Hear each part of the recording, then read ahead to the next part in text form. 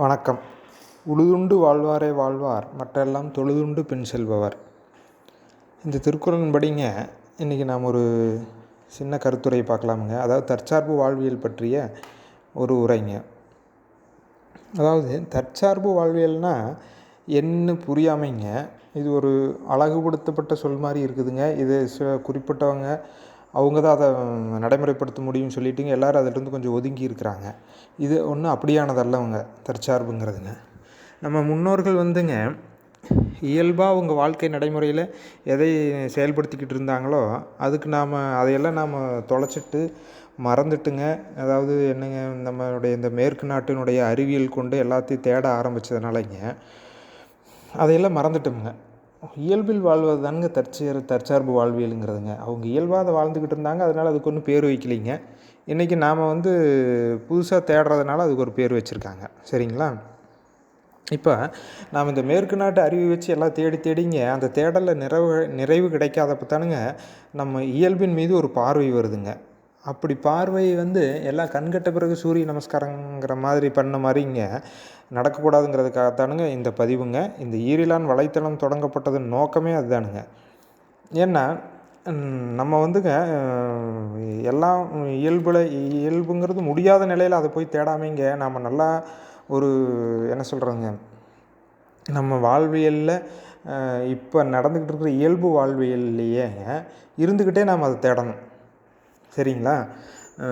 தற்சார்புனா ஒரு சுருக்கமாக சொல்லணும்னா நம்மளுக்கு தேவையானதை நாமளே உருவாக்கிக்கிறது, அந்த தன்னிறைவு திட்டத்தை செயல்படுத்துகிறதானுங்க தற்சார்புங்கிறதுங்க. இது உணவுப் பொருளாக இருக்கட்டும், மற்ற பொருள்களாக இருக்கட்டும்ங்க, நம்மளுக்கு தேவையான வேலைகளை நாமே செஞ்சுக்கிறதுங்க. அடுத்தவங்களை சார்ந்து இருக்காமல் சுயசார்பு கொண்டதாக இருக்கிறதுக்கு பேர் தாங்க தற்சார்பு. சரிங்களா? அதுக்காக நாம் என்ன சொல்கிறதுங்க, இயல்பு வாழ்க்கையிலிருந்து விட்டுட்டு தனியாக போய் தான் ஒரு காட்டில் வாழணுங்கன்னு ஒன்றும் தேவையொன்றும் இல்லைங்க.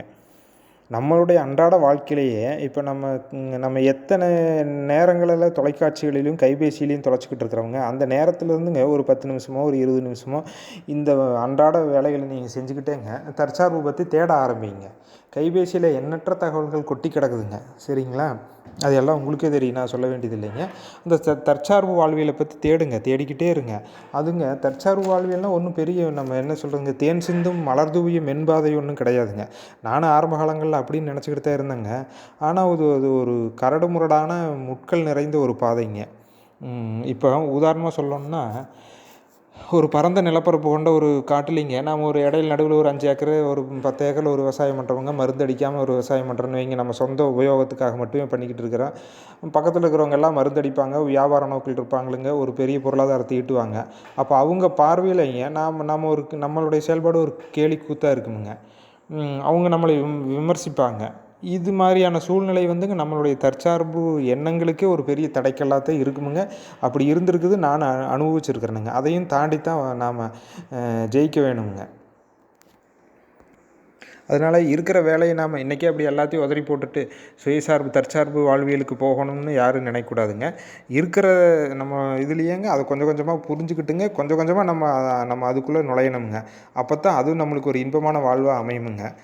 அப்போ இது ஒரு கூட்டு வாழ்வியல் முறை தானுங்க. தனிப்பட்ட ஒவ்வொருத்தரும் சுயசார்பாக இருக்கணுங்க. அப்படி இருக்கிறவங்களோட எண்ணிக்கையை அதிகப்படுத்தணுங்க. அப்படி ஒரு கூட்டு வாழ்வியலாக இதை முன்னெடுத்தோம்னா தானுங்க எல்லோரும் சந்தோஷமாக இந்த பூமியில் வாழ முடியுமுங்க. இதுக்கு தீர்வு ஒரே நாளில் ஒன்றும் கிடச்சிடாதுங்க. தொடர்ந்து இதில் இயங்கிக்கிட்டே இருக்கணுமுங்க. இதுக்கான தேடல்களை நான் தேடிக்கிட்டே இருக்கணுமுங்க. அப்போ இருக்கிறப்ப இயற்கை அன்னையே நம்மளை இருக்கிறவங்க கூப்பி வரவேற்பா வாழ வைப்பாங்க.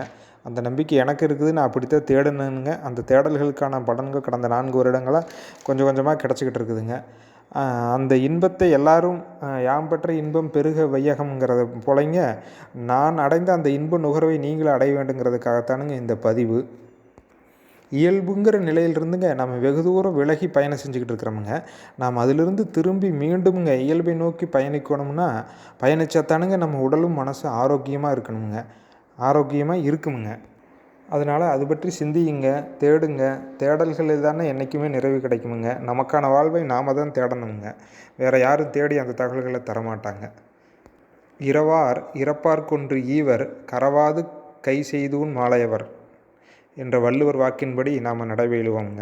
வணக்கம்.